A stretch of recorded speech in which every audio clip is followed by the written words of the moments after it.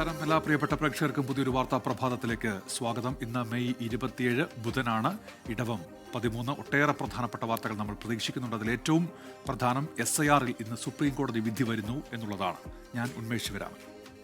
അതോടൊപ്പം തന്നെ മുഖ്യമന്ത്രി വി ഡി സതീശൻ ഡൽഹിയിൽ തുടരുകയാണ്. ഇതുമായി ബന്ധപ്പെട്ടുള്ള മറ്റ് പ്രധാനപ്പെട്ട വാർത്തകളെല്ലാം പ്രേക്ഷകരിലേക്ക് എത്തിക്കുകയാണ് ന്യൂസ് ബ്രേക്സ്. എല്ലാ പ്രേക്ഷകർക്കും സ്വാഗതം.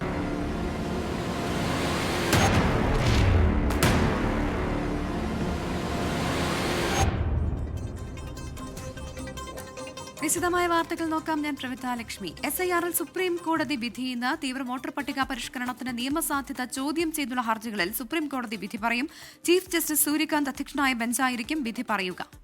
കഴിഞ്ഞ ജനുവരി 29 സുപ്രീം കോടതി വാദം കേട്ട ശേഷം വിധി പറയാനായി ഹർജികൾ മാറ്റിയത്. കേന്ദ്ര തെരഞ്ഞെടുപ്പ് കമ്മീഷൻ നടപ്പിലാക്കിയ SIR ഭരണഘടനാ വിരുദ്ധം എന്ന് ചൂണ്ടിക്കാട്ടിയാണ് ഹർജികൾ നൽകിയിരിക്കുന്നത്. ബൽറാം നെടുങ്ങാടി വിശദാംശങ്ങളുമായി ഇപ്പോൾ ഡൽഹിയിൽ നിന്ന് ചേരുന്നുണ്ട്. Balram, good morning. സുപ്രീം കോടതി എപ്പോഴാണ് വിധി പറയുക ഹർജികളിൽ? Balram. Very good morning Unmesh, Pravitha. രാജ്യം ഉറ്റുനോക്കിയ ഒരു കേസിലാണ് സുപ്രീം കോടതി ഇന്ന് വിധി പറയുന്നത്. SIRന്റെ നിയമസാധുത ചോദ്യം ചെയ്തുള്ള ഹർജികളിലാണ് ഇന്ന് സുപ്രീം കോടതിയുടെ വിധി ഉണ്ടാവുക. രാവിലെ 11 മണിയോടെ തന്നെ ഈ വിധി പുറത്തുവരും എന്നാണ് പ്രതീക്ഷിക്കുന്നത്. ചീഫ് ജസ്റ്റിസ് സൂര്യകാന്ത് അധ്യക്ഷനായ ബെഞ്ചാണ് ഈ കേസിൽ വിധി പറയുന്നത്.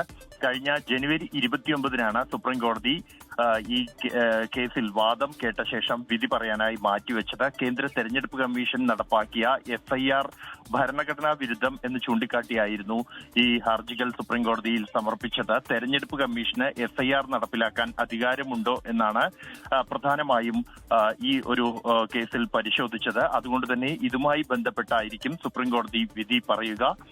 അസോസിയേഷൻ ഓഫ് ഡെമോക്രാറ്റിക് റിഫോംസ്, ഒപ്പം തന്നെ രാഷ്ട്രീയ പ്രവർത്തകൻ യോഗേന്ദ്ര യാദവ്, മൗവ മൊയ്ത്ര, KC വേണുഗോപാൽ അടക്കമുള്ളവരാണ് ഈ കേസിൽ സുപ്രീം കോടതിയെ സമീപിച്ചത്.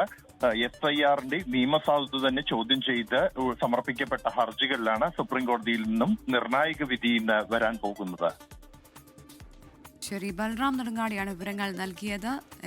SIR നടപടിക്രമങ്ങൾ ഏതാണ്ട് പൂർത്തിയായ സമയത്താണ് സുപ്രീം കോടതിയുടെ വിധി ഇന്ന് വരാൻ പോകുന്നത്. തീവ്ര വോട്ടർ പട്ടിക പരിഷ്കരണത്തിന്റെ നിയമസാധ്യത ചോദ്യം ചെയ്യുന്ന ഹർജികളിലാണ് സുപ്രീം കോടതി വിധി പറയുക. പ്രധാനമായും SIR തെരഞ്ഞെടുപ്പ് കമ്മീഷൻ നടപ്പാക്കാനാകുമോ എന്നതാണ് സുപ്രീം കോടതി നോക്കുക.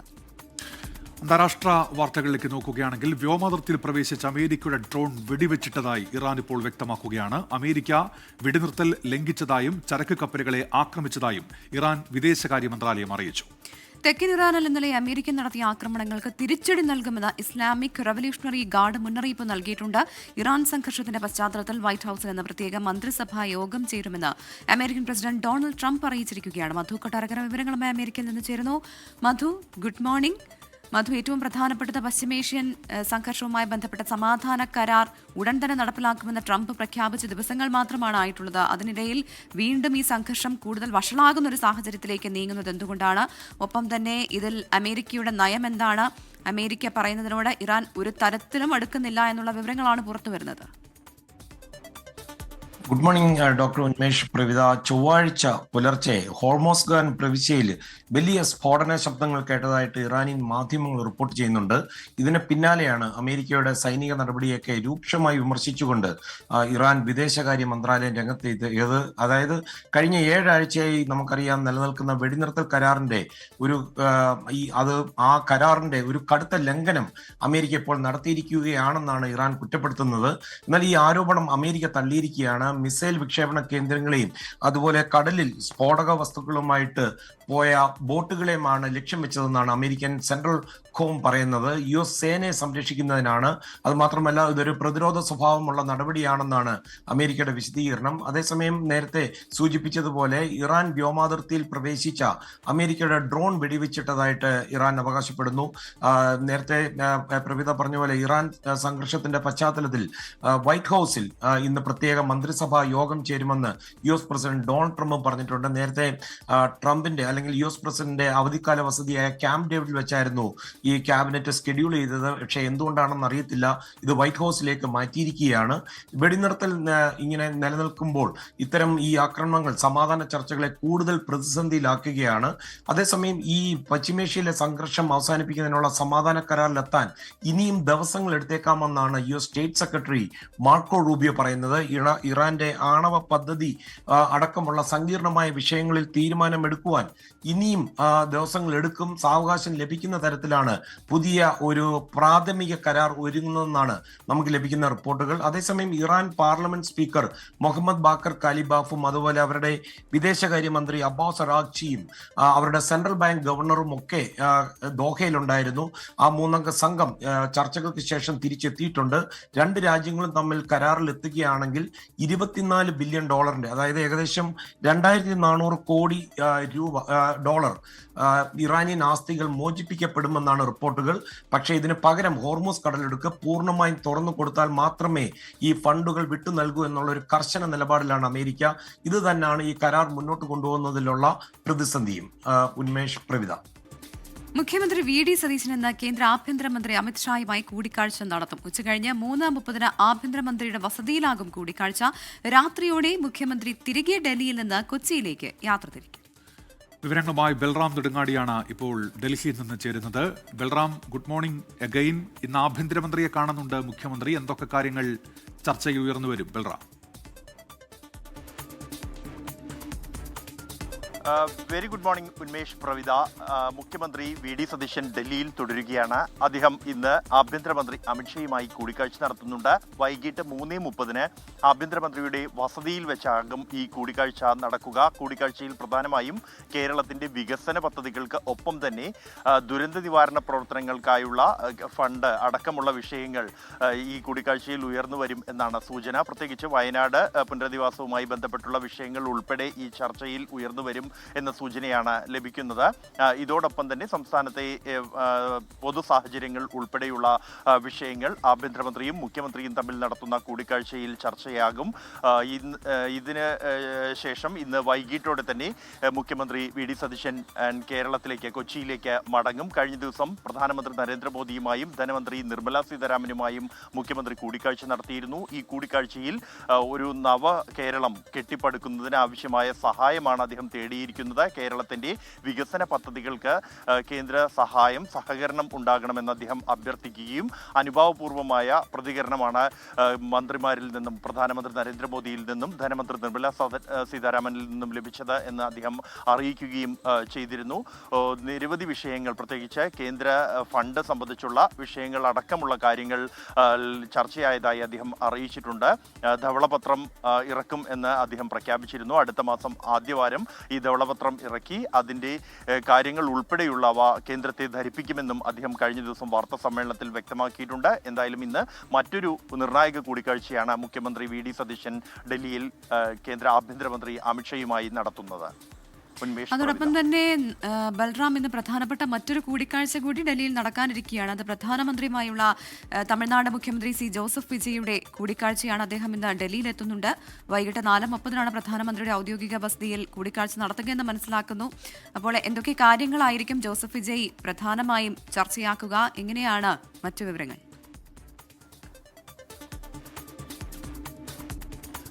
പ്രവിധ, ഉന്മേഷ്, ഇന്ന് തമിഴ്നാട് മുഖ്യമന്ത്രി സി ജോസഫ് വിജയും ഡൽഹിയിൽ എത്തുന്നുണ്ട്. അദ്ദേഹം പ്രധാനമന്ത്രിയുമായുള്ള കൂടിക്കാഴ്ചയ്ക്ക് വേണ്ടിയാണ് ഡൽഹിയിലേക്ക് എത്തുന്നത്.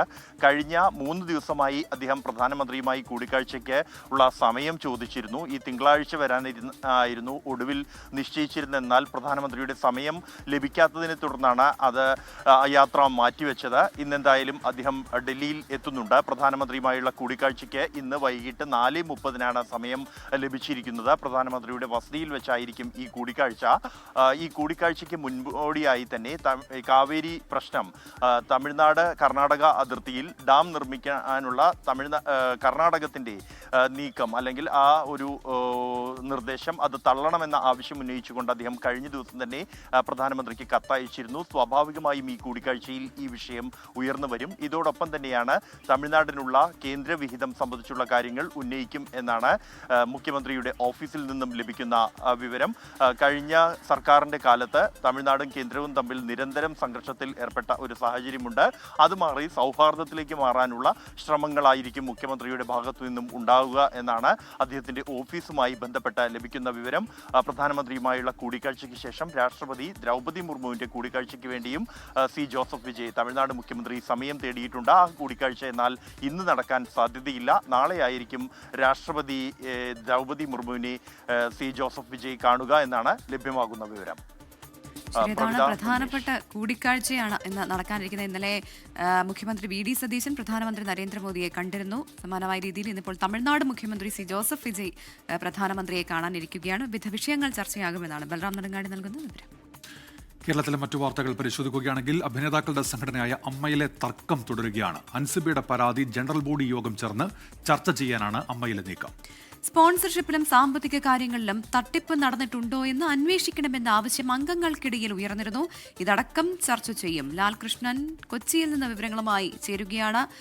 ലാൽ, ശരിക്കും ആ സംഘടനയ്ക്കുള്ളിൽ തന്നെ പറഞ്ഞു തീർക്കേണ്ട പല കാര്യങ്ങളും പിന്നീട് മാധ്യമ ശ്രദ്ധയിൽ വരുന്നു. അൻസിബയുടെ പരാതി ജനറൽ ബോഡി ചേർന്ന് ഇന്നിപ്പോൾ ചർച്ച ചെയ്യാനാണ് നീക്കം നടത്തുന്നത്. ഒപ്പം സ്പോൺസർഷിപ്പിലും ഉൾപ്പെടെ നിരവധി കാര്യങ്ങളിൽ അംഗങ്ങൾക്ക് പരാതിയുണ്ട്. അപ്പോൾ ഇതുൾപ്പെടെയുള്ള കാര്യങ്ങളൊക്കെ ഇന്ന് ചർച്ചയാകുമോ?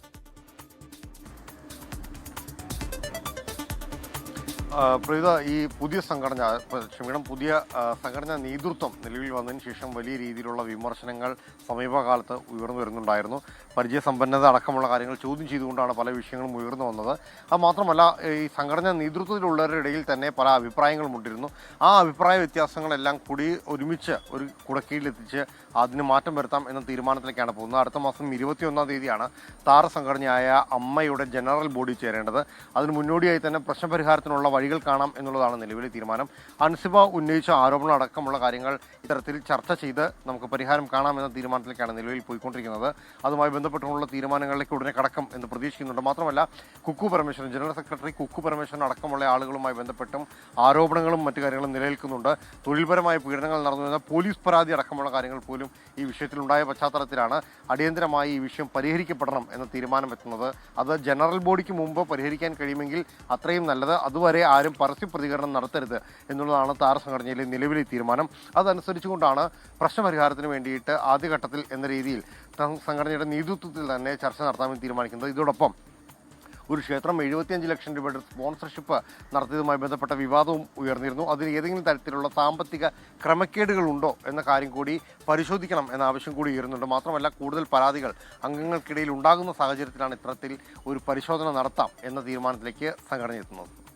ഉന്മേഷ്, 20 വർഷത്തോളമായി സൗദിയിൽ ജയിലിൽ കഴിയുകയാണ് അബ്ദുൾ റഹീം. അബ്ദുൾ റഹീമിന്റെ മോചന വാർത്ത വന്നയുടൻ തന്നെ വലിയ സന്തോഷത്തിലാണ് ആ വീട്ടിലുള്ളവർ. അപ്പോൾ സൗദി ജയിലിൽ നിന്നും മോചിതനായ അബ്ദുൾ റഹീമിന്റെ വരവിനായി കാത്തിരിക്കുകയാണ് കോഴിക്കോട് ഫറോക്കിലെ കുടുംബം. ഓരോ പെരുന്നാളിനും മകനെ കാത്തിരുന്ന ഉമ്മ ഇത്തവണ പ്രതീക്ഷകൾ യാഥാർത്ഥ്യമാകുന്നതിന്റെ സന്തോഷത്തിൽ കൂടിയാണ്. ഇത് 24 ഏറ്റെടുത്ത ഒരു ദൗത്യം കൂടിയായിരുന്നു എന്നുള്ളത് ഏറെ സന്തോഷം പകരുന്ന ഒരു കാര്യം കൂടിയാണ്. അനീഷ് ദേവസിയ ഇപ്പോൾ അബ്ദുൾ റഹീമിന്റെ വീട്ടിൽ നിന്ന് ചേരുന്നുണ്ട്. Aneesh, good morning. ഈ കുടുംബം ഇപ്പോൾ എന്തൊക്കെ വിവരങ്ങൾ നൽകുന്നുണ്ട് ഈ അബ്ദുൾ റഹീമിന്റെ യാത്രയുമായി ബന്ധപ്പെട്ട്? എപ്പോൾ അബ്ദുൾ റഹീം നാട്ടിലെത്തും എന്നാണ് ഇപ്പോൾ പ്രതീക്ഷിക്കുന്നത് അനീഷ്?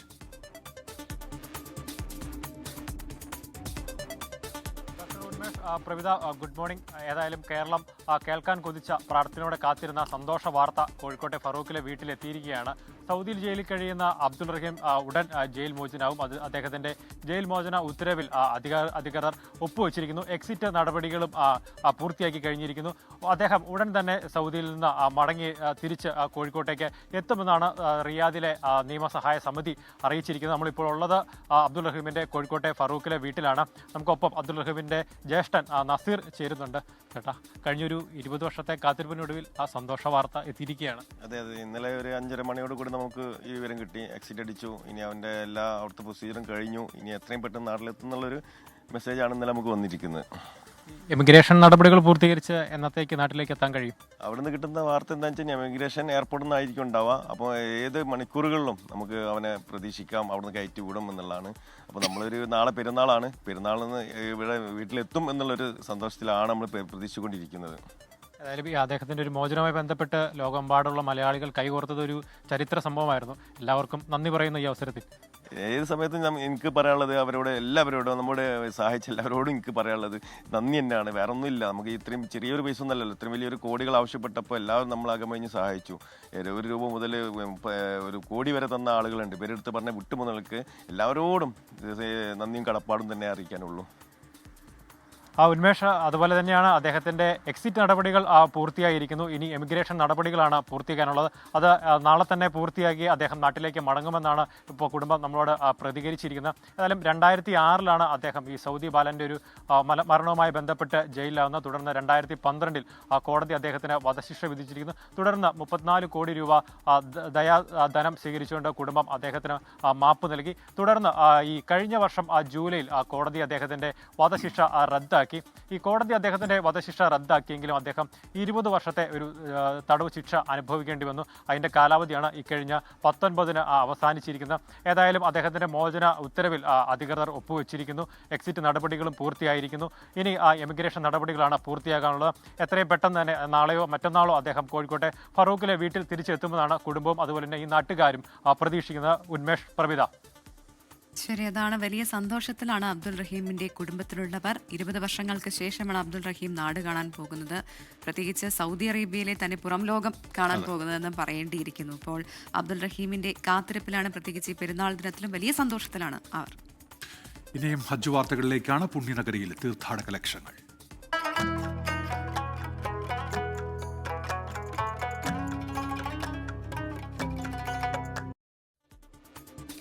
ഹജ്ജ് കർമ്മങ്ങൾ 3-ാം ദിവസത്തിലേക്ക് കടന്നു. തീർത്ഥാടകരിൽ കൂടുതലും ഇപ്പോൾ മുസ്ദലിഫയിലാണുള്ളത്. മിനായിലെ ജംറകളിൽ ഇന്ന് കല്ലേറ് കർമ്മം ആരംഭിക്കും. മുസ്ദലിഫയിൽ നിന്ന് ജലീൽ കണ്ണമംഗലം തയ്യാറാക്കിയ റിപ്പോർട്ടിലേക്ക്. ഹജ്ജ് കർമ്മങ്ങൾ 3-ാം ദിവസത്തിലേക്ക് കടന്നിരിക്കുകയാണ്. മുസ്ദലിഫയിലാണ് ഇപ്പോൾ ഭൂരിഭാഗം തീർത്ഥാടകരുമുള്ളത്. അറഫ സംഗമം കഴിഞ്ഞ് ഇന്നലെ സൂര്യൻ അസ്തമിച്ച ശേഷമാണ് തീർത്ഥാടകർ മുസ്ദലിഫയിലേക്ക് നീങ്ങിയത്. ഇപ്പോൾ മുസ്ദലിഫയിലെ തുറന്ന മൈതാനത്താണ് തീർത്ഥാടകർ താമസിക്കുന്നത്. മുസ്ദലിഫയിൽ നിന്ന് പ്രധാനമായും തീർത്ഥാടകർ ചെയ്യുന്നത് ഇന്നു മുതൽ ജംറയിലെ കല്ലേറ് കർമ്മം നിർവഹിക്കാനുള്ള കല്ലുകൾ ശേഖരിക്കുകയാണ്. ഏതാണ്ട് 70ഓളം കല്ലുകളാണ് 4 ദിവസത്തെ ഏറിനായിട്ട് തീർത്ഥാടകർ ഇവിടുന്ന് ശേഖരിക്കുന്നത്. എന്താണ്, അങ്ങനെ കല്ലുകളൊക്കെ കിട്ടിയോ? അൽഹംദുലില്ലാ. പിന്നെ മുസ്ദലിഫയിലാണ്. അറഫയിലെ കാര്യങ്ങളൊക്കെ കഴിഞ്ഞു. വളരെ റാഹത്തോടു കൂടി ഇപ്പൊ ഞങ്ങൾ മുസ്ദലിഫയിലെത്തി. ജംറാത്തിൽ എറിയാനുള്ള കല്ലുകളൊക്കെ ഇവിടുന്ന് കളക്ട് ചെയ്യാണ്. അൽഹംദുലില്ലാ, റാഹത്താണ്. അൽഹംദുലില്ലാ, 24 ഞങ്ങളെ കൂടെ തന്നെ ഉണ്ട്. അതിനകത്തേക്ക് പോകുന്ന സമയത്ത് 24 കണ്ടിരുന്നു. നിങ്ങളിപ്പോ എത്ര ദിവസത്തെ ഏറിനുള്ള കല്ലുകളാണ് ഇവിടുന്ന് എടുക്കുന്നത്? 3 ദിവസത്തെ ഏറാണ്. 3 ദിവസത്തെ ഏറിനുള്ള കല്ലുകളാണ് നമ്മൾ എടുക്കുന്നത്. അതിൽ എത്ര കല്ലുകൾ? 70 കല്ലുകൾ. എങ്ങനെ ആ കല്ലുകളൊന്ന് കാണിക്കുമോ? ഏകദേശം ഈ ഒരു വലിപ്പത്തിലുള്ള കല്ലുകളാണ് നമ്മൾ ഉപയോഗിക്കുന്നത്. അപ്പൊ ഇത് ഇത്രയും ചെറിയ കല്ലുകളാണ് ആളുകൾ ഈ തീർത്ഥാടകർ ഇവിടുന്ന് ശേഖരിക്കുന്നത്. ഇങ്ങനെയുള്ള ഏതാണ്ട് 70ഓളം കല്ലുകൾ ശേഖരിക്കും. 4 ദിവസത്തെ 3 ജംറകളിലായി 4 ദിവസം കല്ലേർക്കർമ്മം നിർവഹിക്കുകയാണ് തീർത്ഥാടകർ ചെയ്യുക. ഇന്നും അതോടൊപ്പം തന്നെ തുടർന്നുള്ള 3 ദിവസങ്ങളിലും, അല്ലേ? 4 ദിവസം മൊത്തം കല്ലെറിയും. ഓക്കെ. അപ്പൊ ഇന്ന് ബലിപെരുന്നാളാണ്. തീർത്ഥാടകരെ സംബന്ധിച്ചിടത്തോളം ഏറ്റവും കൂടുതൽ കർമ്മങ്ങൾ അനുഷ്ഠിക്കാനുള്ള ഒരു ദിവസമാണ് ഇന്ന്. കല്ലേർ കർമ്മം നിർവഹിക്കും. അതിനുശേഷം മുടിയെടുക്കും, സാധാരണ വസ്ത്രം ധരിക്കും, വിശുദ്ധ മക്കയിൽ പോയി തവാഫ് നിർവഹിക്കും, ഇതെല്ലാം ബലി നൽകും. ഇതെല്ലാം കഴിഞ്ഞ് ഇന്ന് തന്നെ തീർത്ഥാടകർ മീനായിലെ തമ്പുകളിൽ തിരിച്ചെത്തുകയും ചെയ്യും. മുസ്ദലിഫയിൽ നിന്നും ജലീൽ കണ്ണമംഗലം, 24. ബലിപെരുന്നാൾ ആശംസകൾ നേർന്ന Lulu group chairman M A. Yusuff Ali. എല്ലാവരും ഹൃദയശുദ്ധിയുള്ളവരാകണമെന്നാണ് സൃഷ്ടാവ് പഠിപ്പിക്കുന്നതെന്ന് യൂസഫ് അലി പറഞ്ഞു. സാഹോദര്യ സ്നേഹത്തോടെ എല്ലാവരും പെരുന്നാൾ ആഘോഷിക്കണമെന്നും എം.എ. യൂസഫ് അലി പറഞ്ഞു. മാനസികമായ, ശാരീരികമായി, പ്രാവർത്തികമായി നമ്മൾ സംശുദ്ധി വരുത്തണം. അതാണ് അല്ലാഹു സുബ്ഹാനഹു വ തആല ഓർമ്മിപ്പിച്ചത്. അതനുസരിച്ച് സാഹോദര്യ സ്നേഹത്തോടു കൂടി എല്ലാ മതവിഭാഗങ്ങളെയും സൗഹാർദ്ദത്തോടു കൂടി നോക്കിക്കണ്ടുകൊണ്ട് സ്നേഹത്തോടെ, സന്തോഷത്തോടെ, അതിലുപരി ത്യാഗത്തോടെ, ആദരവോടെ, ബഹുമാനത്തോടെ എല്ലാവരുമായി ഒരുമിച്ച് ജീവിക്കുന്ന ഒരു സാഹചര്യം കൂടി ഉണ്ടാവട്ടെ എന്ന് ആശംസിച്ചുകൊണ്ട് എല്ലാവർക്കും എൻ്റെ ഈദുൽ അദ്ഹ ആശംസകൾ. അചഞ്ചലമായ വിശ്വാസത്തിന്റെയും ത്യാഗത്തിന്റെയും സ്മരണകൾ ഉയർത്തി ഗൾഫ് രാജ്യങ്ങളിൽ ഇന്ന് ബലിപെരുന്നാൾ ആഘോഷത്തിലാണ്. പള്ളികളിൽ അതിരാവിലെ പ്രത്യേക പ്രാർത്ഥനകൾ നടക്കും. ഈദ് നമസ്കാരത്തിന് ശേഷം ഖുർബാനി കർമ്മങ്ങൾക്ക് തുടക്കമാകും. പശ്ചിമേഷ്യൻ സംഘർഷത്തിന്റെ പശ്ചാത്തലത്തിൽ ചെറിയ പെരുന്നാളിന് ആഘോഷങ്ങൾ കുറവായിരുന്നു.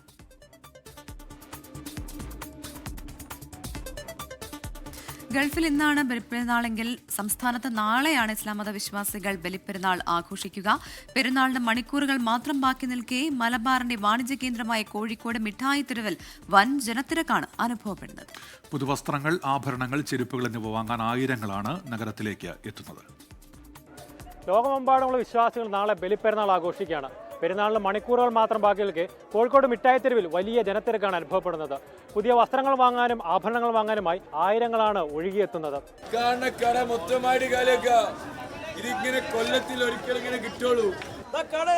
കമ്പനി ഷർട്ടുകളുടെ പകുതി വെക്കിയ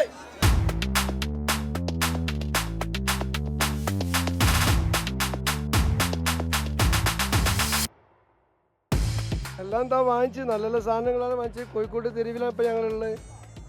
എന്തായാലും ഇൻഷാ അല്ലാഹ് ഈ പെരുന്നാൾ വലിയ പെരുന്നാൾ അടിപൊളിയാക്കിയിട്ട് ഞങ്ങൾ കഴിക്കും.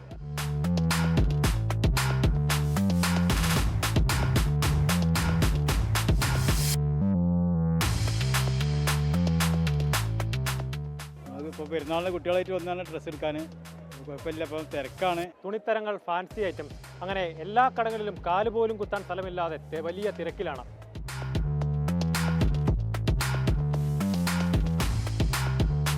ഇപ്പോൾ ജീൻസ് വരുന്നുണ്ട്, ജീൻസിൻ്റെ ഷർട്ട് വരുന്നുണ്ട്, പിന്നെ ലിനൻ പാൻറ്, ലിനൻ ഷർട്ട്, അതൊക്കെയാണ് കൂടുതലും ഇപ്പോൾ മാർക്കറ്റിൽ സെയിലാണ്. ഞങ്ങൾ അതിന് മാത്രമായിട്ട് സ്പെഷ്യലൈസ് ചെയ്തിട്ട് ഇപ്പോൾ അത് സെയിൽ ചെയ്തുകൊണ്ടിരിക്കുകയാണ്.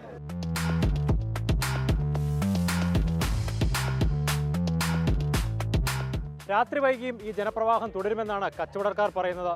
പ്രതിസന്ധികളെല്ലാം മറന്ന് സ്നേഹത്തിന്റെയും ത്യാഗത്തിന്റെയും ഒരു പെരുന്നാളിനെ വരവേൽക്കാൻ കോഴിക്കോട്ടുകാർ ഒരുങ്ങിക്കഴിഞ്ഞു. ക്യാമറമാൻ അനൂപിനൊപ്പം അനീഷ് ദേവസ്യ, 24 കോഴിക്കോട്. CBSE 12ാം ക്ലാസ് പരീക്ഷയുടെ ഉത്തരപേപ്പർ മാറിയതായി വീണ്ടും പരാതി ഉയരുന്നു. CBSE നൽകിയ പകർപ്പിൽ തന്റെ കൈയക്ഷരമില്ല എന്ന പരാതിയുമായി ഡൽഹി സ്വദേശി മോക്ഷ് യാദവ് ഇപ്പോൾ രംഗത്തെത്തി. രജിസ്റ്റർ നമ്പറിലെ ആദ്യ പേജ് മാത്രമാണ് തന്റേതെന്നും മറ്റു പേജുകളിൽ തന്റെ കൈയക്ഷരമില്ല എന്നും വിദ്യാർത്ഥി പറയുകയാണ്. ബൽറാം നെടുങ്ങാടിയാണ് വിവരങ്ങളുമായി ഡൽഹിയിൽ നിന്ന് ചേരുന്നത്. ബൽറാം, ഇത് വിദ്യാർത്ഥികളെ സംബന്ധിച്ച് ഒരിക്കലും അംഗീകരിക്കാൻ സാധിക്കാത്ത കാര്യമാണ്. മോക്ഷിന് വളരെ കുറച്ച് മാർക്ക് മാത്രമാണ് ലഭിച്ചതെന്നാണ് ഞാൻ മനസ്സിലാക്കുന്നത്. അപ്പോൾ ഈ പരാതി എവിടെയെങ്കിലും മോക്ഷ് നൽകിയിട്ടുണ്ടോ? അതോടൊപ്പം തന്നെ എന്താണ് ഇതിൽ CBSEയുടെ ഉത്തരം? പ്രവിത, ഉന്മേഷ്, വ്യാപക പരാതികളാണ് CBSE 12ാം ക്ലാസ് പരീക്ഷാ ഫലം പുറത്തു വന്നതിന് പിന്നാലെ ഉയരുന്നത്. ഡൽഹി സ്വദേശിയായ വേദാന്ത് എന്ന വിദ്യാർത്ഥി കഴിഞ്ഞ ദിവസങ്ങളിൽ സമാനമായ ഒരു പരാതി തൻ്റെ ഉത്തരപേപ്പറിന്റെ പകർപ്പ് ലഭിച്ചപ്പോൾ അത് മാറിപ്പോയിരുന്നു, മറ്റേതോ വിദ്യാർത്ഥിയുടെ കൈയക്ഷരമാണ് എന്ന് ചൂണ്ടിക്കാണിച്ച് സമൂഹ മാധ്യമത്തിൽ രംഗത്തെത്തുകയും അതിന് കഴിഞ്ഞ ദിവസം CBSE അത് തെറ്റുപറ്റിയതായി സമ്മതിക്കുകയും ഒടുവിൽ യഥാർത്ഥ ഉത്തരപേപ്പർ അയച്ചു നൽകുകയും ചെയ്തിരുന്നു. ഇതിന് പിന്നാലെയാണ് ഡൽഹി സ്വദേശിയായ മറ്റൊരു CBSE 12ാം ക്ലാസ് വിദ്യാർത്ഥി മോക്ഷ് യാദവും സമാനമായ പ്രശ്നം താനും നേരിടുന്നുണ്ട് എന്നും ഇംഗ്ലീഷ് കോർ പേപ്പറിൽ താൻ നല്ല മാർക്ക് പ്രതീക്ഷിച്ചിരുന്നു, എന്നാൽ 80-ൽ 33 മാർക്ക് മാത്രമാണ് ലഭിച്ചത്. തുടർന്നാണ് ഈ ഉത്തരപേപ്പറിന്റെ പകർപ്പെടുത്തത്. അപ്പോൾ രജിസ്റ്റർ നമ്പർ എഴുതിയ ആദ്യ പേപ്പർ മാത്രം തൻ്റെ ലഭിക്കുകയും മറ്റ് കൈയക്ഷരം മുഴുവനായി മറ്റേതോ വിദ്യാർത്ഥിയുടേതാണ് എന്നുമാണ് ഈ വിദ്യാർത്ഥി അവകാശപ്പെടുന്നത്. താൻ നീലമഷി കൊണ്ടായിരുന്നു പരീക്ഷ എഴുതിയത്, എന്നാൽ തനിക്ക് ലഭിച്ച ഉത്തരപേപ്പറിൽ കറുത്ത മഷി കൊണ്ടാണ് എഴുതിയിരിക്കുന്നത്. കൂടാതെ അത് തൻ്റെ കൈയക്ഷരവും ശൈലിയും ഘടനയുമല്ല എന്നും ഈ വിദ്യാർത്ഥി ചൂണ്ടിക്കാണിക്കുന്നുണ്ട്. ഇതിൽ CBSEക്ക് ഇമെയിലായി തന്നെ പരാതി അറിയിച്ച ശേഷവും യാതൊരു പ്രതികരണവും ഇതുവരെയും ലഭിച്ചിട്ടില്ല, ഒരു ദിവസം പിന്നിടുമ്പോഴും എന്നുമാണ് സമൂഹ മാധ്യമത്തിൽ പങ്കുവച്ച ഈ ഉത്തരക്കടലാസിന്റെ പകർപ്പ് സഹിതമുള്ള പരാതിയിൽ ഈ മോക്ഷ് യാദവ് ആരോപിക്കുന്നത്. എന്തായാലും സമാന ആരോപണങ്ങൾ രാജ്യത്തിന്റെ വിവിധ ഇടങ്ങളിൽ നിന്നും CBSE വിദ്യാർത്ഥികൾ ഉയർത്തുന്നുണ്ട്. ഈ പകർപ്പ് ലഭിക്കാത്ത പ്രശ്നം കഴിഞ്ഞ ദിവസങ്ങളിലെല്ലാം തന്നെ നേരിട്ടിരുന്നു വിദ്യാർത്ഥികൾ. വ്യാപകമായി തന്നെ അതിനുള്ള അപേക്ഷ സമർപ്പിക്കാനും തടസ്സങ്ങൾ നേരിട്ടിരുന്നു. എന്നാൽ പകർപ്പ് ലഭിച്ച പലർക്കും തങ്ങളുടെ പകർപ്പല്ല അത് ലഭിച്ചിരിക്കുന്നത്, അത് യഥാർത്ഥമായി തങ്ങൾ എഴുതിയ ഉത്തരപേപ്പറിന് പകരം മറ്റേതോ വിദ്യാർത്ഥിയുടെ ഉത്തരപേപ്പറിനാണ് മാർക്ക് നൽകി തങ്ങളുടേത് എന്ന പേരിൽ അപ്ലോഡ് ചെയ്തിരിക്കുന്നത് എന്നുള്ളതാണ് പരാതി. അതിൽ കൃത്യമായ വിവരങ്ങളും ഈ ഉത്തരപേപ്പറിന്റെ പകർപ്പുമായി സമൂഹ മാധ്യമത്തിൽ രംഗത്തെത്തിയിരിക്കുകയാണ് മോക്ഷ് യാദവ്. CBSEയിൽ നിന്നും ഈ വിഷയത്തിൽ ഒരു പ്രതികരണം ഉണ്ടാകുമെന്ന് തന്നെയാണ് പ്രതീക്ഷിക്കുന്നത്. ശരി, ബൽറാം സൂചിപ്പിച്ചതുപോലെ തന്നെ രാജ്യത്തുടനീളം പരാതി പ്രളയമാണ് CBSEക്കെതിരെ. CBSEയുടെ ഈ നടപടി ഒരിക്കലും അംഗീകരിക്കാനാകാത്തതാണ്. പ്രത്യേകിച്ച് കുട്ടികൾ ഇത്രയും കഷ്ടപ്പെട്ട് എഴുതിയ പരീക്ഷ, അതിൽ ഉത്തരക്കടലാസുകൾ തന്നെ അങ്ങോട്ടും ഇങ്ങോട്ടും മാറിപ്പോകുന്ന അവസ്ഥ. ഇപ്പോൾ ആ മോക്ഷ യാദവ് പറയുന്നത് പോലെ തന്റെ കൈയക്ഷരമല്ല ഇതെന്ന് ആ കുട്ടി തിരിച്ചറിയുകയാണ്. സമാനമായ രീതിയിലുള്ള പ്രശ്നങ്ങൾ ഇനിയും വിദ്യാർത്ഥികൾക്ക് പരാതി ഉണ്ടെന്നാണ് മനസ്സിലാക്കുന്നത്. ബൽറാം നെടുങ്ങാടിയാണ് വിവരങ്ങൾ നൽകിയത്.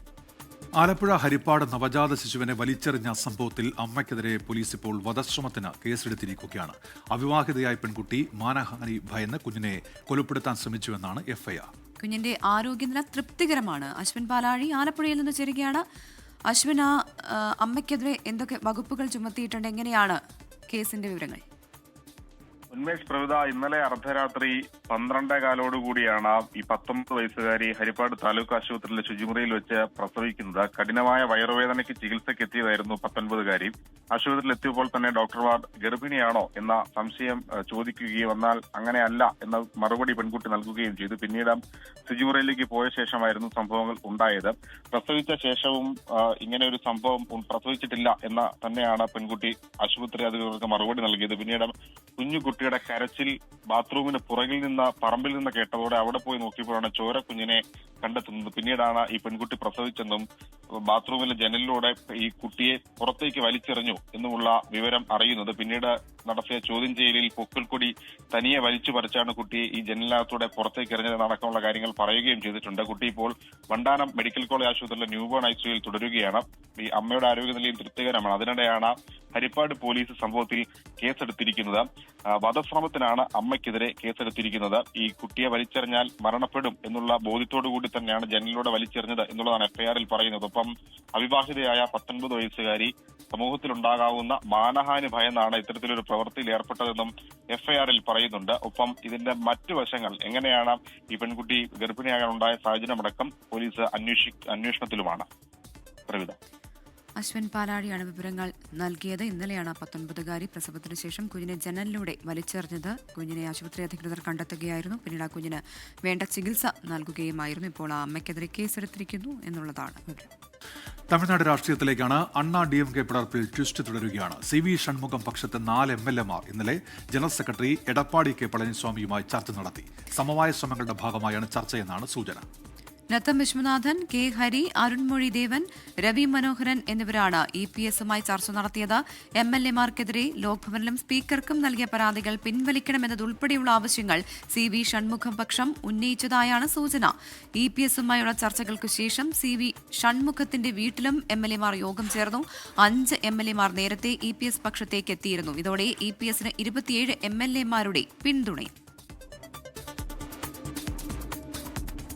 ഇനി കർണാടകയിലേക്കാണ്. അവിടെ നേതൃമാറ്റത്തിന് കളം ഒരുങ്ങുന്നു എന്നുള്ളതാണ്. ഇന്നലെ ഹൈക്കമാൻഡുമായി കർണാടക മുഖ്യമന്ത്രി സിദ്ധരാമയ്യയും ഒപ്പം തന്നെ ഉപമുഖ്യമന്ത്രി DK ശിവകുമാറും ചർച്ച നടത്തിയിരുന്നു. എന്തായാലും മുഖ്യമന്ത്രി സിദ്ധരാമയ്യയോട് സ്ഥാനമൊഴിഞ്ഞ് രാജ്യസഭാ തിരഞ്ഞെടുപ്പിൽ മത്സരിക്കാനാണ് ഇപ്പോൾ ഹൈക്കമാൻഡ് ആവശ്യപ്പെട്ടിരിക്കുന്നത്. എന്നാൽ സമവായ ഫോർമുലയിൽ സിദ്ധരാമയ്യ ഒട്ടും തൃപ്തനല്ല. ഇന്നലെ ഡൽഹിയിൽ നടന്ന മാരത്തൺ ചർച്ചകൾക്കൊടുവിൽ ഇരു നേതാക്കളും സംസ്ഥാനത്ത് മടങ്ങിയെത്തിയിട്ടുണ്ട്. എന്നാൽ കസേര വിട്ടു നൽകാൻ സിദ്ധരാമയ്യ തയ്യാറല്ല എന്നാണ് വിവരം. മുഖ്യമന്ത്രിയായി 3 വർഷം പൂർത്തിയാക്കിയിട്ടും DK ശിവകുമാറിന് സ്ഥാനം നൽകാൻ സിദ്ധരാമയ്യ തയ്യാറാകുന്നില്ല. മുഖ്യമന്ത്രി സ്ഥാനത്തേക്ക് ദളിത് വ്യക്തിയെ പരിഗണിക്കണം എന്ന ആവശ്യം സിദ്ധരാമയ്യ ഹൈക്കമാൻഡിന് മുന്നിൽ ഉയർത്തുകയുണ്ടായി. എന്നാൽ വരാനിരിക്കുന്ന രാജ്യസഭാ തെരഞ്ഞെടുപ്പിൽ വിജയിച്ച് പാർട്ടിയിൽ കൂടുതൽ പദവികൾ നൽകാമെന്ന് ഹൈക്കമാൻഡ് അറിയിച്ചെങ്കിലും സിദ്ധരാമയ്യ ഇതുവരെ വഴങ്ങിയിട്ടില്ല.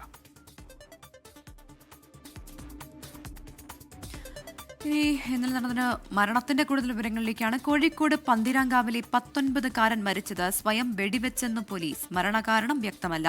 ഇന്നലെ രാത്രിയിലാണ് പെരുമണ്ണയിലെ പാറക്കുളത്ത് BTech വിദ്യാർത്ഥിയായ കാർത്തിക്കിന് ജീവനൊടുക്കിയത്. ഗ്യാസ് ഏജൻസി നടത്തുന്ന രക്ഷിതാക്കൾ കടയടച്ച് വീട്ടിലെത്തിയപ്പോഴാണ് കിടപ്പുമുറിയിൽ രക്തത്തിൽ കുളിച്ചു കിടക്കുന്ന നിലയിൽ കാർത്തിക്കിനെ കണ്ടത്.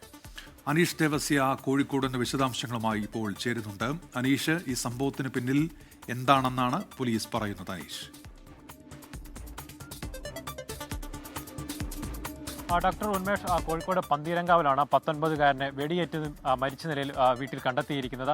ഇന്നലെ രാത്രി 7 മണിയോടെയാണ് ഈ സംഭവം. ഈ പാറക്കുളം സ്വദേശിയായ കാർത്തികയാണ് മരിച്ചിരിക്കുന്നത്.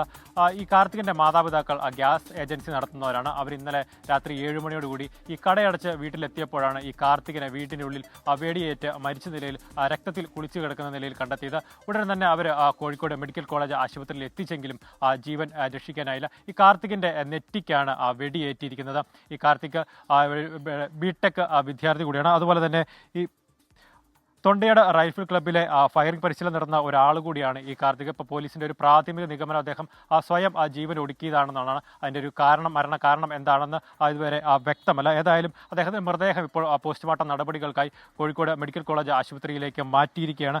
ഇൻക്വസ്റ്റ് നടപടികൾക്കും പോസ്റ്റ്മോർട്ടത്തിന് ശേഷം മാത്രമേ ഈ മരണ കാരണം എന്തെന്ന് പറയാൻ കഴിയുമെന്നാണ് പന്തീരങ്കാവ് പോലീസ് അറിയിച്ചിരിക്കുന്നത്. ഏതായാലും പോലീസ് ഈ കേസിൽ ഒരു പ്രാഥമിക അന്വേഷണം ആരംഭിച്ചിട്ടുണ്ട്. ഉന്മേഷ്, തിരഞ്ഞെടുപ്പ് പരാജയം ചർച്ച ചെയ്യാൻ Kerala Congress M high power committee ഇന്ന് കോട്ടയത്ത് ചേരും. രാവിലെ 10:30 സംസ്ഥാന കമ്മിറ്റി ഓഫീസിലാണ് യോഗം ചേരുന്നത്. ഉച്ചയ്ക്ക് ശേഷം കോട്ടയം ജില്ലാ നേതൃയോഗവും ചേരും. റോഷി അഗസ്റ്റിനെതിരെ ഉയർന്നുവന്ന അഴിമതി ആരോപണവും വിജിലൻസ് അന്വേഷണവും യോഗങ്ങളിൽ ചർച്ചയാകും. ജില്ലയിൽ നിന്നുള്ള സംസ്ഥാന സെക്രട്ടേറിയറ്റ് അംഗങ്ങൾ, നിയോജക മണ്ഡലം പ്രസിഡന്റുമാർ, മണ്ഡലം പ്രസിഡന്റുമാർ, ജില്ലാ ഭാരവാഹികൾ, പോഷക സംഘടനാ ജില്ലാ പ്രസിഡന്റുമാർ എന്നിവരുടെ യോഗമാണ് വിളിച്ചിരിക്കുന്നത്.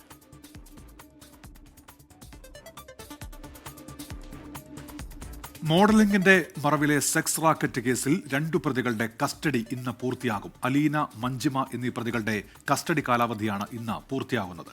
വൈകിട്ട് 5 മണിവരെയാണ് കസ്റ്റഡിയിൽ വിട്ടിരിക്കുന്നത്. കേസിലെ പ്രധാന പ്രതികളായ സിന്ധുവിനെയും ബിലാലിനെയും തിങ്കളാഴ്ചയോടെ കസ്റ്റഡിയിൽ വാങ്ങാനാണ് നീക്കം. ലാൽ കൃഷ്ണ കൊച്ചിയിൽ നിന്ന് ചേരുകയാണ്. ലാൽ, ഇതുവരെയുള്ള അന്വേഷണം എവിടെയാണ് എത്തി നിൽക്കുന്നത്?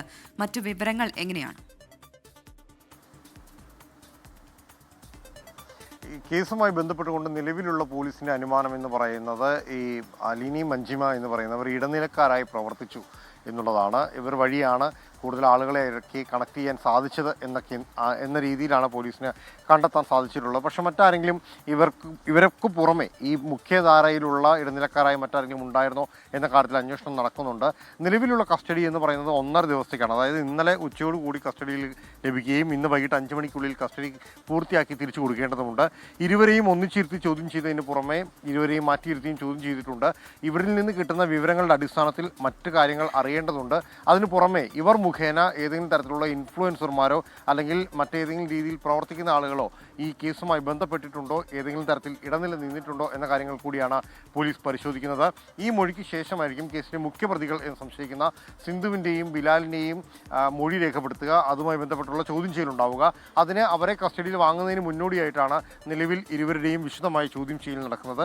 ആ ചോദ്യം ചെയ്യലിൽ നിന്ന് കിട്ടുന്ന വിവരങ്ങൾ കൂടി പരിഗണിച്ചുകൊണ്ടായിരിക്കും ഇനി സിന്ധുവിനെയും ബിലാലിനെയും കൂടി കസ്റ്റഡിയിൽ വാങ്ങി ചോദ്യം ചെയ്യുന്ന അടക്കമുള്ള നടപടികളിലേക്ക് കടക്കുക. അത് മാത്രമല്ല, മറ്റാരൊക്കെ ഈ കേസിൽ ഇൻവോൾവ് ചെയ്തിട്ടുണ്ട്, ഇടനിലക്കാരായി പ്രവർത്തിച്ചിട്ടുണ്ട്, മറ്റ് രീതിയിൽ ആളുകളെ കടത്തിക്കൊണ്ടു പോകുന്നതിന് ഈ റാക്കറ്റിന്റെ ഭാഗമായി പ്രവർത്തിക്കുന്നതിന് ആരൊക്കെ ഉണ്ടായിരുന്നു എന്ന കാര്യങ്ങൾ കൂടിയാണ് പോലീസ് പരിശോധിക്കുന്നത്. അതിൽ നിർണായകമാകുന്നതായിരിക്കും ഇരുവരുടെയും മൊഴി എന്നുള്ളതാണ് നിലവിൽ പോലീസ് അനുമാനിക്കുന്നത്. ശരി, ലാൽകൃഷ്ണയാണ് കൊച്ചിയിൽ നിന്ന് വാർത്തയുടെ വിശദാംശങ്ങൾ നൽകിയത്. സമൂഹ മാധ്യമങ്ങളിൽ തരംഗമായ കോക്രോച്ച് ജനതാ പാർട്ടിക്കെതിരെ വീണ്ടും നടപടി. CJP സ്ഥാപകൻ അഭിജിത് ദീപ്കെയുടെ പോസ്റ്റ് ഇൻസ്റ്റഗ്രാമിൽ നിന്നും നീക്കം ചെയ്തു. കേന്ദ്ര വിദ്യാഭ്യാസ മന്ത്രി ധർമ്മേന്ദ്ര പ്രധാന്റെ രാജി ആവശ്യപ്പെട്ട പോസ്റ്റാണ് നീക്കം ചെയ്തത്. ബൽറാം നെടുങ്ങാടി ചേരുന്നുണ്ട് വിശദാംശങ്ങളുമായി ഇപ്പോൾ ഡൽഹിയിൽ നിന്ന്. ബൽറാം, ഈ പോസ്റ്റ് ഇത്തരത്തിൽ നീക്കം ചെയ്തതിന്റെ കാരണമായി എന്താണ് വിശദീകരിക്കുന്നത് ബൽറാം? ഉന്മേഷ്, പ്രവിത, ഈ പോസ്റ്റ് നീക്കം ചെയ്യുന്നതിന് അത്തരത്തിലൊരു വിശദീകരണം അഭിജിത് ദീപ്കയ്ക്ക് നൽകിയിട്ടില്ല.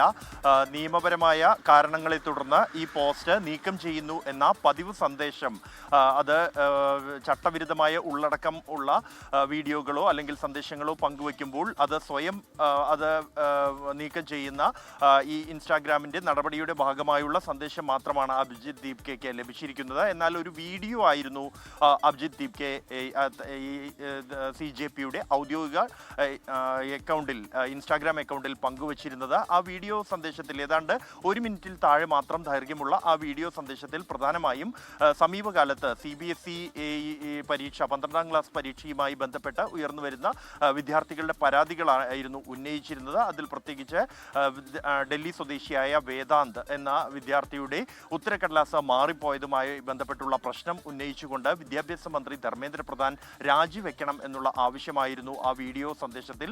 ആ വീഡിയോ പോസ്റ്റ് ചെയ്തതിന് പിന്നാലെയാണ് അത് നീക്കം ചെയ്യുന്ന നടപടി ഉണ്ടായിരിക്കുന്നത്. അതിൽ കൂടുതൽ വിശദാംശങ്ങൾ നൽകിയിട്ടില്ല, വിശദീകരണങ്ങൾ അഭിജിത്ത് ദീപ്കയ്ക്ക് നൽകിയിട്ടില്ല. അതുകൊണ്ട് തന്നെ എന്തുകൊണ്ടാണ് തൻ്റെ പോസ്റ്റ് നീക്കം ചെയ്തിരിക്കുന്നത്? അത് കേന്ദ്രമന്ത്രിയുടെ രാജി ആവശ്യപ്പെട്ടതുകൊണ്ടാണോ അല്ലെങ്കിൽ വേദാന്തിൻ്റെ വിഷയം ഉന്നയിച്ചതുകൊണ്ടാണോ എന്ന ചോദ്യമാണ് അഭിജിത്ത് ഉന്നയിക്കുന്നത്. ഇതോടൊപ്പം തന്നെ കഴിഞ്ഞ ദിവസങ്ങളിൽ ഈ CJP കോക്രോച്ച് ജനതാ പാർട്ടി രൂപീകരിക്കപ്പെട്ടതിന് പിന്നാലെ തന്നെ ഉയർന്നു വരുന്ന ആരോപണമാണ് വൈദേശിക ശക്തികളുടെ പ്രേരണയെ തുടർന്ന് ഉണ്ടാകുന്ന നീക്കമാണ് എന്നുള്ളത്. എന്നാൽ അതിൽ ഒരു വിശദീകരണവുമായി CJP വീണ്ടും രംഗത്തെത്തിയിരിക്കുന്നു. തങ്ങളുടെ ഫോളോവേഴ്സിൻ്റെ 94%-ലധികവും ഇന്ത്യക്കാർ തന്നെയാണ് എന്ന് വ്യൂവർഷിപ്പ് ഡാറ്റ സഹിതമുള്ള വിവരങ്ങളാണ് പുറത്തുവിട്ടിരിക്കുന്നത്. ഇന്ത്യ കഴിഞ്ഞാൽ പിന്നീട് UK-യിൽ നിന്നാണ് അത് 1% മാത്രമാണ് വ്യൂവേഴ്സ് ഉള്ളത്. മറ്റ് വ്യൂവേഴ്സ് ആകട്ടെ നാമമാത്രമായ 1%-ലും താഴെയുള്ള ഫോളോവേഴ്സ് മാത്രമാണ് മറ്റ് വിദേശ രാജ്യങ്ങളിൽ നിന്ന് ഉള്ളത്. സമാനമായി തന്നെ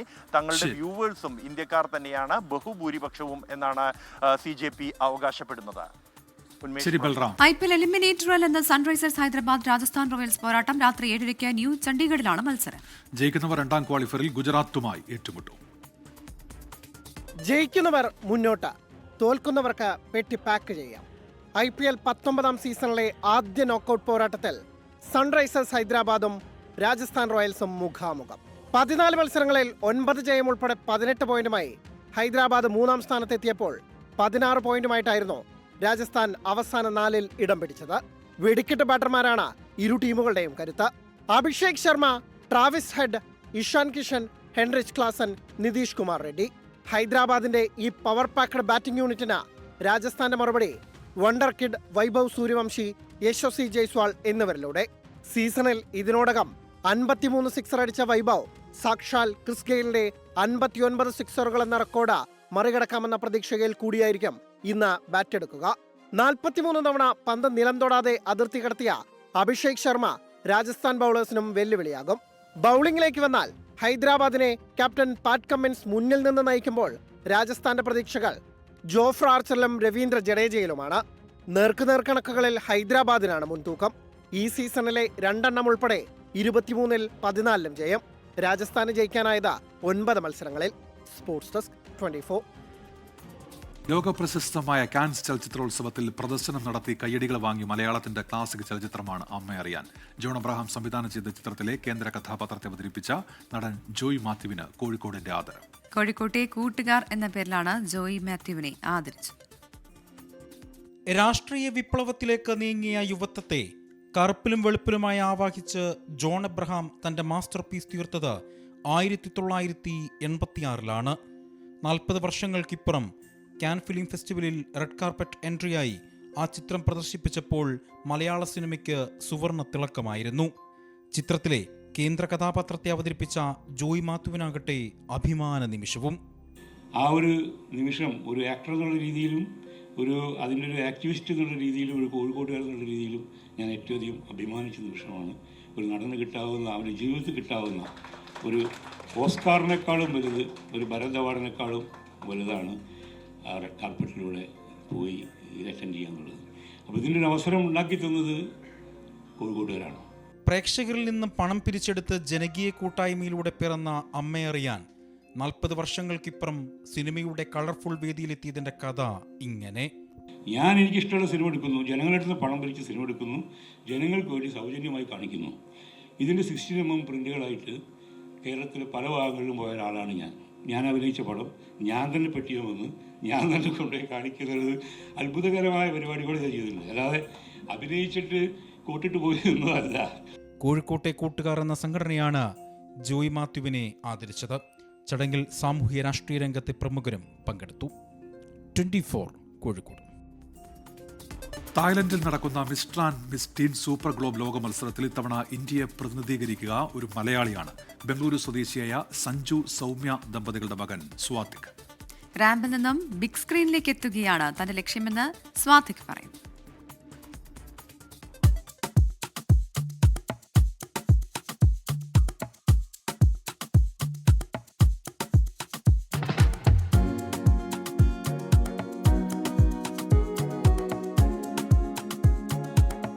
കോഴിക്കോട് നടന്ന മിസ്റ്റർ ആൻഡ് മിസ് ഗ്ലോബ് മത്സരത്തിൽ നിന്ന് ലോകവേദിയിലേക്ക് ചൂടുറപ്പിച്ചിരിക്കുകയാണ് കണ്ണൂർ സ്വദേശിയായ സ്വാതിക്. ബംഗളൂരുവിൽ 20 വർഷമായി താമസിക്കുന്നതിനാൽ കർണാടകയെ പ്രതിനിധീകരിച്ചാണ് മത്സരത്തിൽ പങ്കെടുത്തത്. Prince of Karnataka, best interview, best walk അടക്കം ടൈറ്റിൽ വിന്നർ സ്ഥാനവും സ്വാതിക് കരസ്ഥമാക്കി.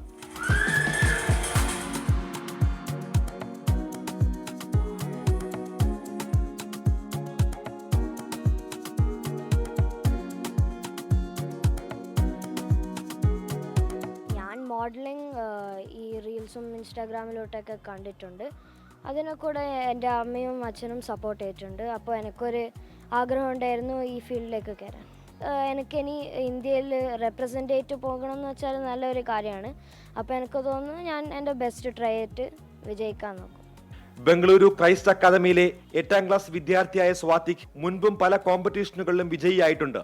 ഓഗസ്റ്റിൽ ഇന്ത്യയെ പ്രതിനിധീകരിച്ച് തായ്ലൻഡിൽ പങ്കെടുക്കാൻ പറ്റുന്നതിൽ അതിയായ സന്തോഷമെന്ന് മാതാപിതാക്കൾ. മോഡലിംഗ് ഒരു സെഷൻ ഉണ്ടായിരുന്നു. അപ്പോൾ അതിൻ്റെ അകത്ത് പുറത്തുനിന്നുള്ള ആൾക്കാർ വന്നിട്ടുണ്ടായിരുന്നു. ദുബായിൽ നിന്നൊക്കെ ആൾക്കാർ വന്നു. അപ്പോൾ അവർ കണ്ടിട്ട് അതിൽ ബെസ്റ്റ് മോഡലായിട്ട് അവർ കണ്ടു ഇവനെ. അപ്പോൾ പറഞ്ഞു ഇങ്ങനെ കോമ്പറ്റീഷൻസിലൊക്കെ അയക്കണമെന്ന് പറഞ്ഞു. അങ്ങനെ അവർ റെക്കമെൻഡ് ചെയ്തിട്ടാണ് ഈ ഒരു കോമ്പറ്റീഷനിൽ പങ്കെടുക്കുന്നത്. ഇനിയിപ്പം ഓഗസ്റ്റിൽ ഇൻ്റർനാഷണൽ പേജൻ്റ് വരുന്നുണ്ട്. അതിനെ അയക്കാൻ പറ്റും. ഇന്ത്യയുടെ പ്രതിനിധീകരിച്ചാണ് പോകുന്നത്. അത് ഭയങ്കര സന്തോഷമുള്ള കാര്യം തന്നെയാണ് ഞങ്ങൾക്ക്. ഡാൻസിംഗിലും ചിത്രരചനയിലും കഴിവ് തെളിയിച്ച സ്വാതിക് ഇനി വിശാലമായ മോഡലിംഗ് രംഗത്തേക്ക് ചെറുകുവിരിക്കാൻ ഒരുങ്ങുകയാണ്.